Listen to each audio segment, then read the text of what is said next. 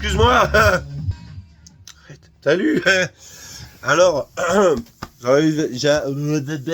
j'avais envie de faire une vidéo maintenant, même si je suis malade et que j'ai la voix qui part un peu en steak. Et je me devais de vous donner des nouvelles. Alors, je te demande juste une petite seconde que j'aille jeter mes ordures alimentaires. Oh, aïe, aïe, aïe, aïe, j'ai mal. J'ai mal, mais à la cuisse. J'ai plus mal au cul, là. Au revoir, petit manger. Merci de m'avoir nourri. Alors, les gars. Donc là, vous voyez, toujours conducteur de car, bien sûr. Alors, là, je reprends mon service à 16h20. Il est 15h53. Bon, on a 10 minutes, hein, ça va le faire. Donc, dans ma précédente vidéo où j'étais au volant de ce même véhicule, je vous avais expliqué que j'avais mal au trou de balle.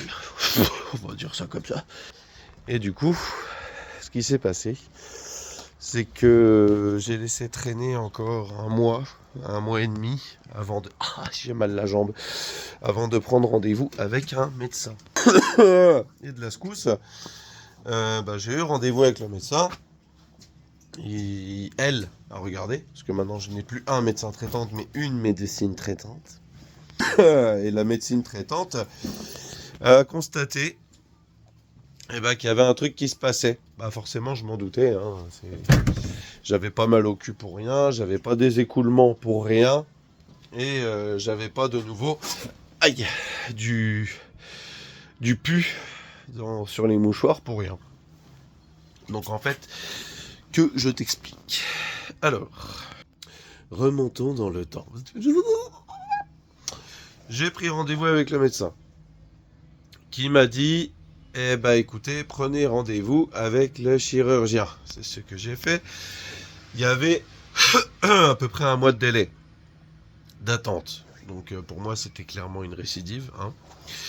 Donc là-dessus, j'ai dû me mettre en arrêt maladie. Au niveau professionnel, ça en a pris un coup aussi, c'était sympa, je vous raconterai ça.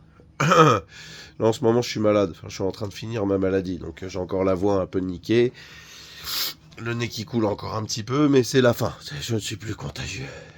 En plus de ça, j'ai aidé un ami à déménager après ma journée de boulot, donc c'est-à-dire que je quittais à 20h, à 21h chez lui, on est terminé à 1h30 du matin. Laisse-moi te dire que ma cuisse droite s'en est remis, mais ma cuisse gauche, oh la vache! J'ai l'impression que mon muscle, il est en train de crier famine. Famine! Bon, bref. Alors, le chirurgien, une fois que je l'ai vu, je te raconte déjà pas, parce que les arrêts maladie, je les ai enchaînés, ça a duré 2 mois, en totalité, les arrêts maladie. Donc j'ai vu mon chirurgien. J'étais accompagné de ma très chère femme. Et en fait, il a regardé. Chez moi, j'étais en mode...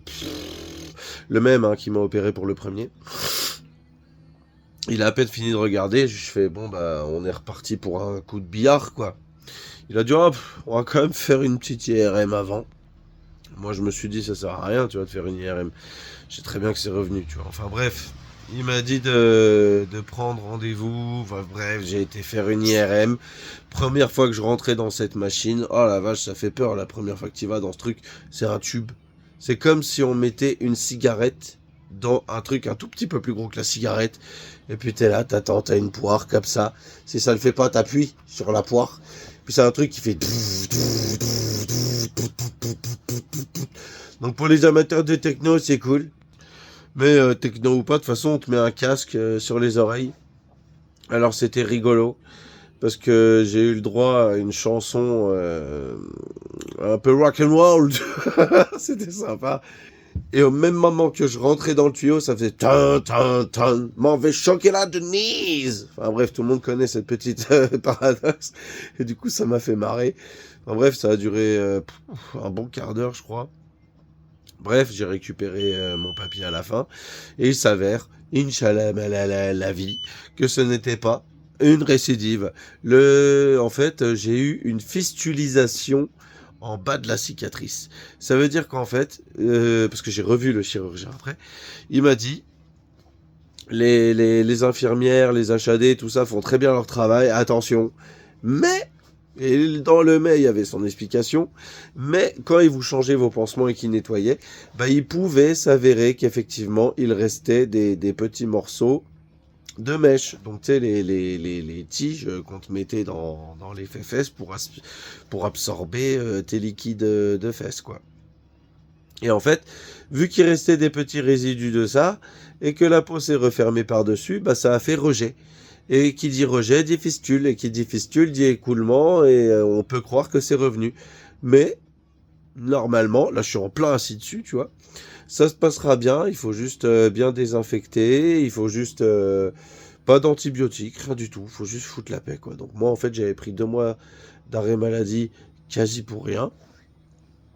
Mais bon, suite à ça quand même, il a quand même dit, mais si vous voulez, je peux mettre un petit coup de scalpélisation pour ouvrir le truc proprement, on met des mèches et tout. Je dis, bah vas-y, très bien, on fait ça. Donc, il m'a fait une petite picouse dans la fesse, on a attendu un peu, il m'a dit, est-ce que vous sentez quelque chose? J'ai dit non, pourquoi? Il m'a dit, bah c'est fini. Gros taré, tu vois. Enfin bref, professionnel, je suis retourné au travail. Bah tu penses bien que la ligne sur laquelle j'étais attitré, elle c'est parti comme ça. C'est bref, ça m'a mis en colère sur le moment parce que c'était clairement du foutage de gueule. Hein. Là, l'entreprise dans laquelle je vais plus trop traîner là-dedans. Hein. Je vais bientôt me casser parce que trop de foutage de tronche. Enfin bon, tu vois bien quoi. Trop de tu vas là, tu fais ci, tu fais ci, tu vas là. En fait, toi, tu dois tout leur donner, mais eux, dès que ça appuie dans leur sens, t'es plus rien. T'es une crotte de chien sur le caniveau, quoi. Donc, bref. Ce qui fait que j'en viens à que, bah en fait ça va. Il n'y avait pas grand chose. Il n'y avait pas grand chose, mais j'ai bien fait de m'inquiéter quand même. Parce qu'il m'a dit, vous avez bien fait de venir, etc. Mais en tout cas, là, ça va. Mais en tout cas, là, dans 2 mois, ça fait beaucoup de mais en tout cas. Dans 2 mois, si ça s'est pas arrangé, si ça revient, si machin, attendez quand même juillet, août pour être sûr. Eh ben, on refait un petit tour sur le billard. Mais pour le reste, je suis fier de mon travail, tu vois. Bah, je lui ai aussi dit que j'étais fier de son travail. Hein.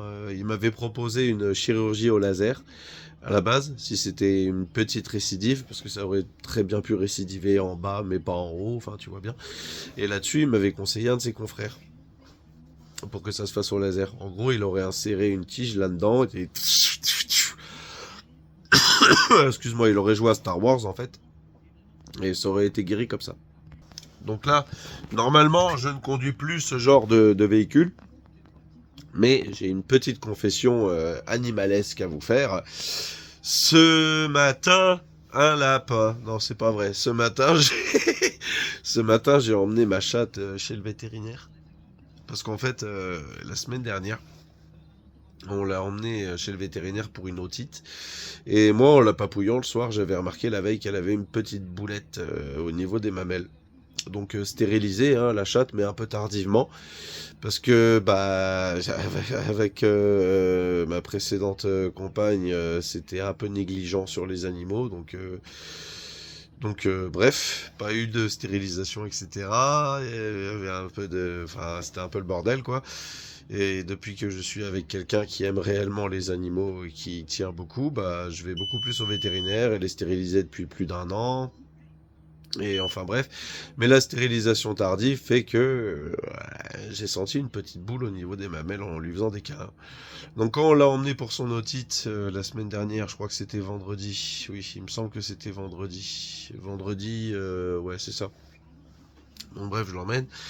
La dame, elle me demande pourquoi je suis là. Je dis bah parce qu'elle a une otite et puis voilà quoi. Elle me dit rien à déclarer. Je dis bah si, elle a une petite boulette. Je me demande ce que c'est. Enfin bref, elle regarde. Et en gros, le résumé, c'est soit ça se passe bien, c'est rien, soit c'est de la merde et je préfère pas y penser. Donc bref, je l'ai emmené ce matin se faire opérer pour lui faire retirer la masse et la faire analyser. Et j'ai peur. Parce que là, je la reverrai ce soir. Là, ma femme va la chercher à 4 heures. Elle s'est réveillée déjà, c'est bonne nouvelle. Parce qu'elle est âgée, elle va sur ses 9 ans. Et dans 7 à 10 jours, je serai fixé sur son sort. Ouais, j'ai peur. Enfin, franchement, j'ai peur. J'espère que c'est rien. Et parce qu'on les aime, nos bêtes. Hein, on les aime. Et si elle pourrait voir ses 16, 17, 18 ans, je serais heureux, quoi. Parce que si c'est un cancer, Oh là là, je vais pas chialer devant vous, hein, mais je l'aurai très mauvaise. Très mauvaise. C'est un enfant pour moi, ce chat, c'est ma fille en fait. Celle que je vous ai montré dans les vidéos Clochette, c'est d'elle que je parle. Et j'ai pas envie qu'il lui arrive des trucs comme ça, quoi. Tu vois. Donc bref, c'est pour ça que je suis dans ce véhicule. Parce que pour pouvoir être disponible ce matin, j'ai échangé mon service avec quelqu'un d'autre.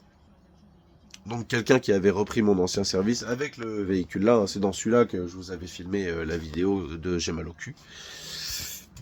C'est pour ça que je me suis dit pourquoi pas filmer la vidéo du en fait ça va mieux dans ce même véhicule. Voilà. Donc bon, voilà, je pense avoir fait le tour des nouvelles. Et j'ai reçu un petit commentaire hier de quelqu'un qui a laissé traîner son kyste pendant des années comme je l'ai fait. Et si tu regardes cette petite dernière vidéo, bah franchement, comme je te l'ai dit en commentaire, bouge ton fiac, mec. Laisse pas traîner. Vas-y, réfléchis pas. En fait, faut faire comme ça. Tu sais, tu fermes tes yeux intérieurs.